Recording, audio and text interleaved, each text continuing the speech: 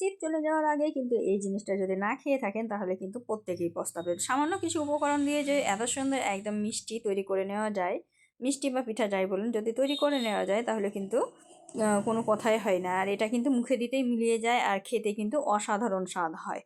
আর এইগুলো কিন্তু একদম পিস পিসভাবে তোলা যায়।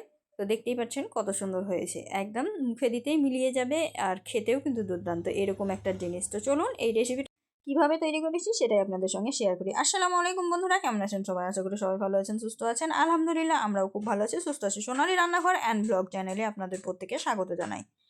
তো প্রথমেই কিন্তু আমি এখানে জল নিয়েছি 1 বাটি, তারপরে আমি কিন্তু একটা খেজুর গুড়ের গোটা দিয়ে দিয়েছি। এখানে কিন্তু ওই যে গোটাটা দেখলেন ওই রকমের 2টা গোটা আমি ব্যবহার করেছি, কারণ এখানে 4 চামচের ওই যে চা চামচের 4 চামচ চালের আটা ব্যবহার করেছি। তো তার জন্য কিন্তু আমি প্রথমেই গুড়টাকে গলিয়ে নিয়েছি ভালোভাবে, আর এদিকে 4 চামচ চালের আটা নিয়ে আমি এটাকে ভালোভাবে ঘুলে নিচ্ছি, যাতে করে কোনো একটাও দলা ভাব না থাকে আর সুন্দর একদম মসৃণভাবে ঘোলা হয়। তো তার জন্য কিন্তু ব্যাটারটা প্রথমেই ঘুলে নিতে হবে। তো দেখতেই পাচ্ছেন আমি ঘুলে নিচ্ছি, আর আমি কিন্তু অল্প পরিমাণে করছি, আপনারা চাইলে বেশি পরিমাণেও করেও এটা খেতে পারেন, মেহমানদেরকেও খাওয়াতে পারেন। আর এটা কিন্তু আপনারা যদি নর্মাল ফ্রিজে রেখে দেন তাহলে 10 থেকে 12 দিন কিন্তু রেখে খাওয়া যায়। এতটা টেস্টি জিনিস আর এত কাজের জিনিস। তো দেখতেই পাচ্ছেন আমার কিন্তু এটা ঘোলা কমপ্লিট হয়ে গেছে। আর এখানে কিন্তু ক্যামেরাতে ছোট লাগলেও কম লাগলেও কিন্তু এটা কম নাই। যে চামচটা আমি দেখছেন ব্যাটারটা গুলছে সেই চামচের 4 চামচের আটা আমি কিন্তু এখানে নিয়েছি। তো পরিমাণটা ঠিক মতন রাখবেন। আর এদিকে কিন্তু গুড়টা সুন্দরভাবে গলা হয়ে গেছে, তো তার জন্য কিন্তু আমি এখন গুড়ের মধ্যে এটা দিয়ে দিলাম, ঘোলটা দিয়ে দিলাম, দিয়ে কিন্তু অনবরত নাড়াচাড়া করতে হবে। আর এই পর্যায়ে কিন্তু আঁচটা একটু কমিয়ে দিতে হবে, তা না হলে কিন্তু সঙ্গে সঙ্গে দলা পাকিয়ে যাবে, তলায় লেগে যাবে, তখন কিন্তু আবার গোটা ভাব ধরে যাবে, তখন কিন্তু আবার খেতে ভালো লাগবে না। তো দেখতেই পাচ্ছেন আমি নাড়াচাড়া করতে লেগেছি, আর এটা নাড়াচাড়া করতে করতে কিন্তু একদম সঙ্গে সঙ্গেই ঘন হয়ে যাবে। তো এটা কিন্তু একদম পাতলা ছিল, লিকুইড ছিল, আর দেখতেই পাচ্ছেন দেওয়ার পরে পরেই কিন্তু অনেকটা ঘন হয়ে গেল। তো এটা কিন্তু একটু নাড়াচাড়া ভালোভাবে রান্না করতে হবে। আর রান্না করার সময় একটাই জিনিস মনে রাখতে হবে, সেটা হচ্ছে যে আঁচটা কমিয়ে রাখতে হবে।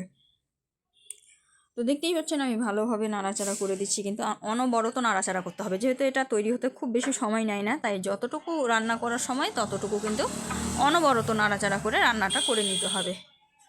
তো দেখতেই পাচ্ছেন এটা কিন্তু ফুটতে শুরু করেছে, ফুটে ওপরের দিকে আসতে শুরু করেছে। এটা ভালোভাবে ফুটিয়ে না নিলে কিন্তু কাঁচা আটার একটা ফ্লেভারটা থেকে যেতে পারে, সেন্ট, তখন কিন্তু আবার খেতে ভালো লাগবে না।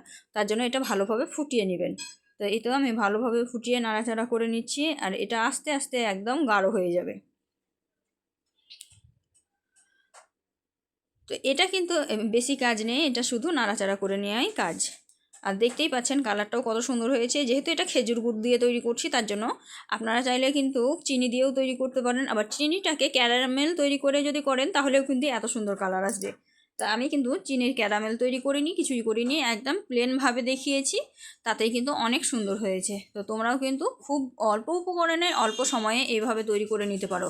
তো এই তো দেখতেই পাচ্ছ একদম গাঢ় হয়ে গেছে, একদম সুন্দর কালার এসেছে আর একদম গাঢ় হয়ে গেছে। তো এটা একদম পারফেক্টভাবে হয়ে গেছে। আর আমি কিন্তু বললাম তো যে আমি 2টা খেজুর দিয়েছি, খেজুর গুড় দিয়েছি 2টা ছোট ছোট।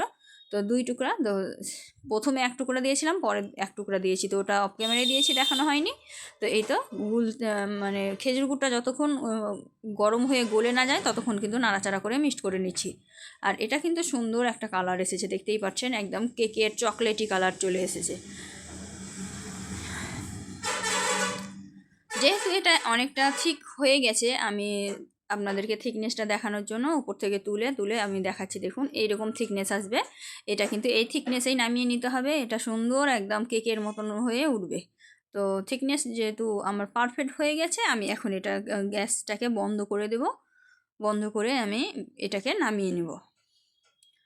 তো দেখতেই পাচ্ছেন আমি কিন্তু নাড়াচাড়া করে দিচ্ছি অনবরত, আর সাইড থেকে কিন্তু ছাড়তে শুরু করে দিয়েছি। আর এইখানে কিন্তু অবশ্যই ধ্যান রাখবেন, সব সময় আঁচ কিন্তু লো রাখবেন, না হলে কিন্তু এত ফুটে বা এত ছিটে হাত পায়ে পড়লে কিন্তু পুড়ে যাওয়ার সম্ভাবনা থাকে, তাই এই কাজটা কিন্তু সাবধানে করতে হবে। তো এটা কিন্তু আমার একদম পারফেক্টভাবে রেডি হয়ে গেল। এখন কিন্তু আমি গ্যাসটা বন্ধ করে দেবো। তো দেখতেই পাচ্ছেন সাইডে সাইডে ছেড়ে দিচ্ছে, অটোমেটিক ছাড়তে শুরু করে দিয়েছে, তার মানে কিন্তু এটা হয়ে গেছে। তো দেখুন ঘনত্বটা কেমন হচ্ছে। এটা বন্ধ করে দিলাম আমি। এখন আমি একটু সামান্য একটু ঠান্ডা করেই কিন্তু আমি আর একটা পাত্রে এটাকে ঢেলে নেব। তো তার জন্য কিন্তু পাত্রটায় একটু সামান্য সাদা তেল দিয়ে দিবেন, ব্রাশ করে দেবেন। আমি কিন্তু আগে থেকেই সাদা তেল ব্রাশ করে দিয়েছি, তারপরে কিন্তু ঢেলে নেব। তো দেখতেই পাচ্ছেন আমি এখানে গরম দেখুন হাওয়া একদম ধোঁয়া উঠছে, তো এই সময় কিন্তু আমি ঢেলে নিলাম। আর এটা কিন্তু খুব বেশি সময় লাগে না, 1 থেকে 1.5 ঘন্টার মধ্যেই ঠান্ডা হতে হতেই কিন্তু জমে যায়। তো এটা কিন্তু আমি নর্মালেই রেখেছিলাম, নর্মাল তাপমাত্রায়, তাতে কিন্তু সুন্দরভাবে জমে গেছে। তারপরে আমি ভাবলাম আপনাদেরকে কেটে দেখাই। তো আমি পিস পিস করলাম, করে কিন্তু এটা উঠাতে যখন গেলাম তখন দেখছি তো তলায় একটু নরম নরম আছে। তো তার জন্য কিন্তু আমি এটাকে আবারও একটু ফ্রিজে রেখেছিলাম সেট হওয়ার জন্য, 1/2 ঘন্টা মতন ফ্রিজে রেখেছিলাম, তাতেই কিন্তু সুন্দরভাবে সেট হয়ে গেছিলো।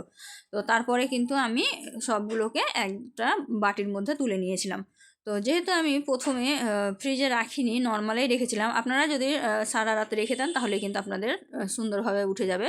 যেহেতু আমি নর্মালে রেখেছিলাম তার জন্য কিন্তু তলায় একটু নরম নরম ভাব ছিল। আমি দেখাচ্ছি আপনাদেরকে, দেখুন এই তো হাতে করে তুললাম যখন, তখন কিন্তু তলায় একটু নরম নরম ভাব আছে। তো তার জন্য বাকিগুলো তুলে আমি নষ্ট করিনি, আমি তখন কিন্তু এটাকে ফ্রিজে রেখে দিয়েছিলাম, নর্মাল ফ্রিজে। আপনারা কিন্তু ডিপ ফ্রিজে রাখতে যাবে না, তা না হলে কিন্তু বরফ জমে যাবে। আমি কিন্তু নর্মাল ফ্রিজে রেখেছিলাম, নর্মাল ফ্রিজেই রাখবেন। রাখার 1/2 ঘন্টা পরেই কিন্তু বার করবেন, তখন কিন্তু অনেক সুন্দর একদম পিস পিস হয়ে বার হবে। তখন কিন্তু আমি প্লেটে সার্ভ করে নিয়েছিলাম।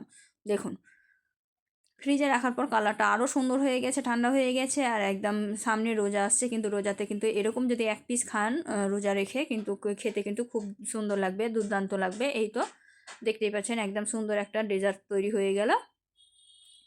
আর কত সুন্দরভাবে উঠেছে দেখুন, তখন কিন্তু নরম ছিল ভিতরটা, কিন্তু এখন কিন্তু কিছু নেই, একদম সুন্দরভাবে সেট হয়ে গেছে। আর এটা মুখে দিলে মিলিয়ে যাবে, আর খেতেও কিন্তু দুর্দান্ত স্বাদের। তো ভিডিওটি যদি ভালো লেগে থাকে অবশ্যই লাইক শেয়ার কমেন্ট করে দেবেন। আজকে এই পর্যন্ত, দেখা হবে পরবর্তী ভিডিওতে। খোদা হাফেজ।